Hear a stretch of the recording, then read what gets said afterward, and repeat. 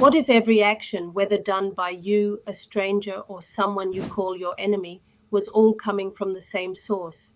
What if there was never you and them, only one playing many roles? Welcome back to Reflections Beyond Time. In this fifth and final video in our series on Ramesh Balsekar's teachings, we arrive at a profound realization. There is only one source, functioning through many forms. We've explored you are not the doer. Life is a flow. Let it happen. The ego is just a function, and enlightenment is the end of the seeker. And now we come full circle, because once the seeker disappears, only one remains. Let's step into that oneness together. Ramesh Balsekar often said there is no doer, only source functioning through each body-mind organism. What you call you and what you call other are not separate entities.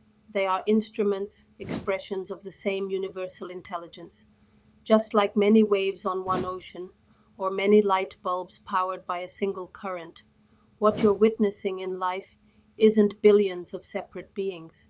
It's one source, wearing many faces.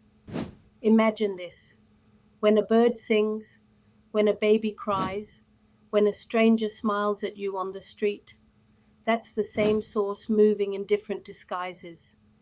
When someone wrongs you and someone else uplifts you, it's not good or bad people, it's still source, playing both sides. This doesn't mean there's no right or wrong in behavior. It means there's no separation in being. It's not about excusing harmful actions. It's about seeing through the illusion of separation, because at the deepest level, there is no other. There is only one. This truth is deeply freeing, but also deeply humbling. The mind wants to hold on to identity. I am this person. That is someone else. I would never do what they did. But Balsekar reminds us that every action, no matter who performs it, arises from conditioning, plus consciousness, plus circumstances. The moment you say, I would never, remember that you too are a conditioned form through which life flows. And if you had their exact background, pain and conditioning, you might have acted the same way. So what do we do with this understanding? We stop judging. We start observing. We stop resisting others. We start embracing wholeness, because the idea of otherness collapses when you realize that what looks like two was always one source, many forms. And here's the most beautiful part. When you begin to see others as yourself, not conceptually, but experientially, compassion arises on its own. Forgiveness becomes natural, gratitude deepens, and life becomes less of a battlefield, more of a sacred dance. This is not a spiritual belief, it's a direct seeing. Try it now. Think of someone who frustrates you. Instead of focusing on what they did, try seeing them as another wave on the same ocean, conditioned, functioning, flowing, just like you. The moment you drop me versus them, there's peace, not because they changed, but because you saw the one in the many. Balsekar didn't ask us to deny life. He invited us to see it clearly, without labels.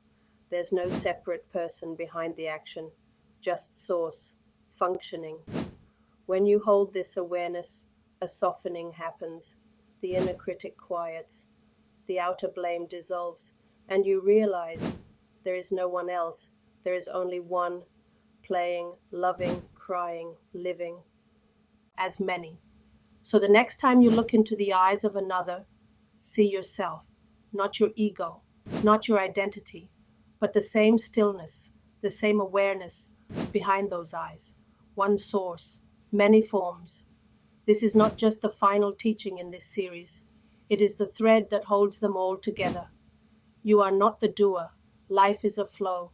The ego is a function. There is no seeker, and behind it all, there is only one. Thank you for walking this path with me. If this message touched you, share it with someone you see as other. Watch the full series again when you need to remember. and subscribe to Reflections Beyond Time, where we'll continue exploring the sacred, the simple, and the still. Until next time, may you see oneness in all things.